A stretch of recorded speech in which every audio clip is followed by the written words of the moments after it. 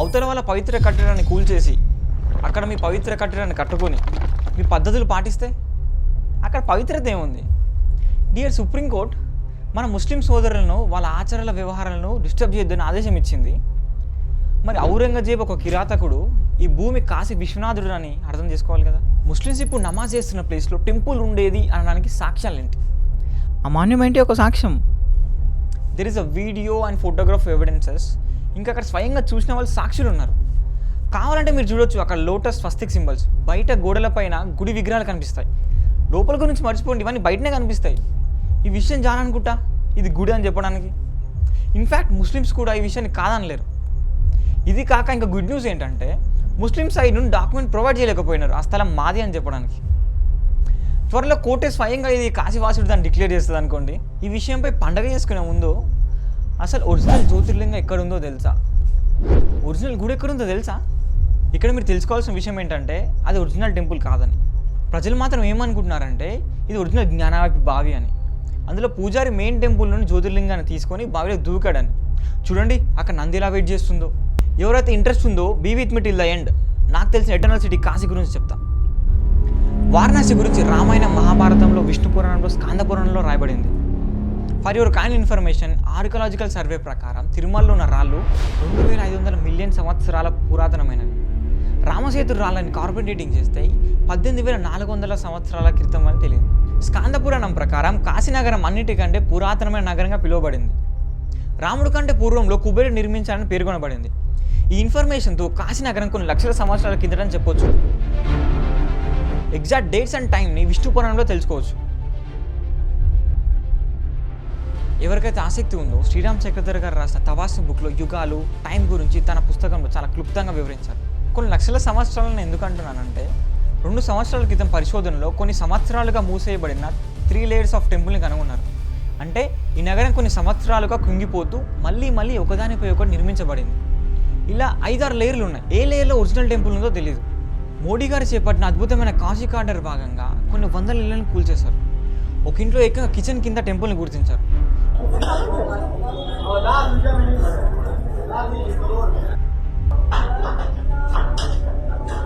ఇంకో స్థలంలో అయితే బాత్రూమ్ పక్కన ఇంకో టెంపుల్ని గుర్తించారు. ఈ విధంగా 180 ఇళ్ళు కూల్చేస్తే 45 గుళ్ళను గుర్తించారు. ఒక్కసారి ఊహించుకోండి, కాశీలో ఉన్న అన్ని ఇళ్లను కూల్చేస్తే ఇంకెన్ని గుళ్ళు బయటపడతాయో. ఇప్పుడు చెప్పండి, ఒరిజినల్ విశ్వేశ్వర టెంపుల్ ఎక్కడుందో? గుడి అంతా మనకి ఇంపార్టెంట్ కాదు. ఇక్కడ మనం పూజించే జ్యోతిర్లింగం అనబడే కాశీ విశ్వేశ్వరుడు ఇంపార్టెంట్. గుళ్ళు కొన్ని 100 సార్లు కూల్చేయబడ్డాయి, మళ్ళీ నిర్మించబడ్డాయి. అక్కడున్న స్తంభాలను టెస్ట్ చేస్తే కొన్ని 1000 సంవత్సరాలని చెప్తుంది. కానీ మనం పూజించే దేవుడు ఎంత పురాతనమైనది అనేది తెలియదు. ఫస్ట్ ఆఫ్ ఆల్ దేవుడు ఎక్కడున్నాడు అనేది ఎవరికి తెలియదు. ఈ టెంపుల్ కొన్ని 1000 సంవత్సరాలుగా ప్రకృతి వైపరీత్యాలకు గురవుతూనే ఉంది. ఇప్పుడు ఈ స్థలంలో ఉన్న మస్జిద్ ఎలా కట్టారో దాని గురించి మాట్లాడదాం. ఉత్తరాదిపై దండయాత్ర చేసిన అరబ్బులు, మొఘలులు హిందూ సమాజంలో ముస్లిం సాంప్రదాయాన్ని బలవంతంగా అమలు చేయాలని ఏకైక ఉద్దేశంతో వచ్చారు. హిందువుల పవిత్ర స్థలాలపై దాడులు చేయడం, దేవాలయాలను ధ్వంసం చేయడం ప్రారంభించారు. మొదటిసారి మహాభారత కాలం నుండి ఉనికిలో ఉన్న అసలైన కాశీ విశ్వనాథ్ దేవాలయాన్ని మొహమ్మద్ గోరి యొక్క కమాండర్ కుతుబుద్దీన్ ఐబక్ చేత ధ్వంసం చేయబడింది. 100 సంవత్సరాల తర్వాత ఒక గుజరాతీ వ్యాపారి ఆలయాన్ని పునర్నిర్మించాడు. కానీ సికిందర్ లోడి పాలనలో మళ్ళీ అది కూల్చివేయబడింది. అక్బర్ కాలంలో రాజా మాన్సింగ్ ఆలయాన్ని పునర్నిర్మించడానికి ప్రయత్నాలు చేశాడు. అయితే అతని కుటుంబంలో మొఘల్ చక్రవర్తులు వివాహం చేసుకున్నందున హిందువులను దాన్ని ఒప్పుకోలేదు. అక్బర్ మనవడు షాజహాన్ ప్రస్తుత మసీదు ఉన్న స్థలంలో ఇమామే షరీఫత్ అనే మదర్సాన్ని ప్రారంభించాడు. కానీ ఔరంగజేబ్ మొఘల్ పాలకుడిగా బాధ్యతలు స్వీకరించిన తర్వాత ముస్లింలు స్వీకరించడానికి వ్యతిరేకించిన లక్షలాది మంది హిందువులను జంతువులా చంపడం తప్ప మరేం చేయలేదు. ఔరంగజేబ్ ఒక క్రూరుడు. భారతదేశంలో వివిధ ప్రాంతాల్లో వందలాది దేవాలయాలను పడగొట్టి వాటిపై మసీదులను నిర్మించాడు. చాలామంది మొఘల్ పాలకులు హిందూ దేవాలయాలను కూల్చేసి వాటిపై మసీదులను నిర్మించారు. కాశీ ఆలయానికి ఆదరణ లభించడం మొఘల్ సామ్రాజ్యం జీర్ణించుకోలేకపోయింది. ఆయన ఆలయాన్ని ముక్కలు చేయాలనుకున్నాడు. కానీ ఆలయ నిర్మాణాన్ని ధ్వంసం చేయడం చాలా శ్రమతో కూడుకున్న పని అని నాకు తెలుసు. విశ్వనాథ ఆలయాన్ని ధ్వంసం చేసే సమయంలో ఆక్రమణదారులు అమాయక పూజారులను చంపేసి ఆలయాన్ని కూల్చేశారు. లింగాన్ని ధ్వంసం చేయకుండా కాపాడేందుకు ప్రధాన పూజారి శివలింగంతో పాటు బావిలో దూకినట్టు చెప్పారు. ఔరంగజేబ్ ఎంత ఇల్లిటరేట్ అంటే మసీదుకి ఏ పేరు పెట్టాలో తెలియక గుడిలోని బావి పేరు ఆయన జ్ఞానవాపి, అంటే లింగానికి అభిషేకం చేసే నీటి బావి, అదే పేరు పెట్టాడు మసీదుకి, జ్ఞానవాపి మసీద్ అని. జ్ఞానవాపి బావి ఆలయం చుట్టూ నివసించే అనేక దేవాలయ పూజారులకు నీటి సౌకర్యం కల్పించేది. ఔరంగజేబ్ పోయిన తర్వాత మరాఠా పాలకుడైన మల్వల్రావు హోల్కర్ మసీద్ను పడగొట్టి ఆ స్థలంలో విశ్వేశ్వరుడిని పునర్నిర్మించాలనుకున్నాడు. 1780లో అతని కోడలైన అహల్యాబాయి హోల్కర్ మసీద్ను పక్కనే ప్రస్తుతం ఉన్న కాశీ విశ్వనాథ్ ఆలయాన్ని నిర్మించారు. ఇక్కడ మనం చూస్తున్న కాశీ నగరం గతంలో ధ్వంసం చేయబడింది కాబట్టి ఇక్కడ ప్రతి అంగుళం హిందువులదే. ఈ మతోన్మాదుల జీవితాంతం ఇది మాది అని ఊహించుకున్న హిందువులకు తమ భూమిని తిరిగి పొందే హక్కు ఉంది. ప్రాచీన కాలం నాటి పూర్వ వైభవాన్ని మళ్ళీ మనం తీసుకురాగలమా? నో, అది సాధ్యం కానీ.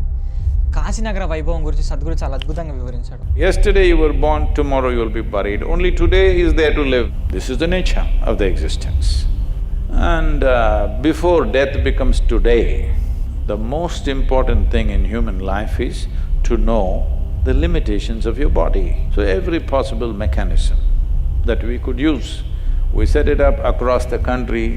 There are many mechanisms like this, most of them unfortunately broken, including this one, which is largely disturbed, but the energetic part of it is still, if not absolutely, pretty alive.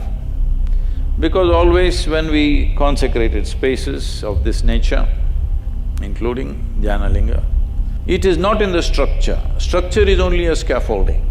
Kashi is generally said, by legend, it is said that it is on top of Shiva's Trishul, it is not on the ground. What I am seeing in my experience is, approximately the real structure of Kashi is about 33 feet above the ground. If we had any sense, we should not have built anything beyond 33 feet. But we have, because sense has always been scarce. Yes, it's been a very scarce material in the world. Every tiny bit of this cosmos, from an atom to an amoeba to a single-celled animal to everything else in the universe and the larger cosmos are essentially made to the same design. Kashi is an effort to bring union to the microcosm and the macrocosm, to the limited and the unlimited, to physical manifestations and limitless dimension of existence. It is a machine, it is a yantra created, it's a cosmogenic effort to bring cosmos to you.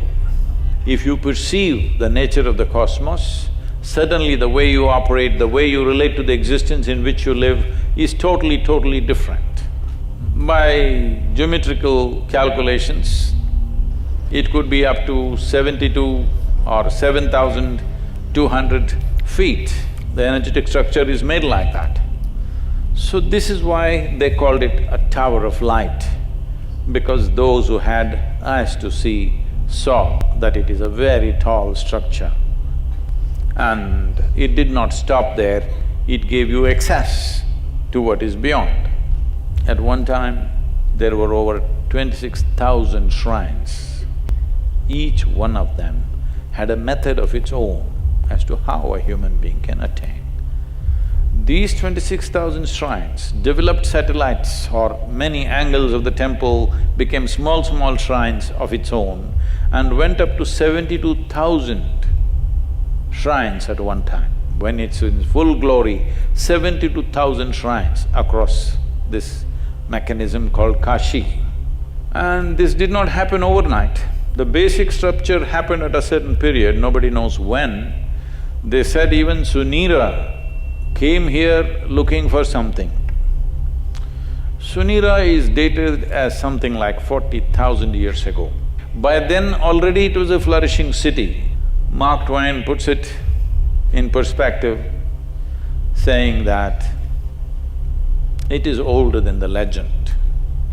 In terms of antiquity, nobody knows exactly when. Shiva came here because the city was so beautiful and he wanted to come. So before he came, it was already a phenomenal city. The energy body of Kashi was 33 feet above the ground.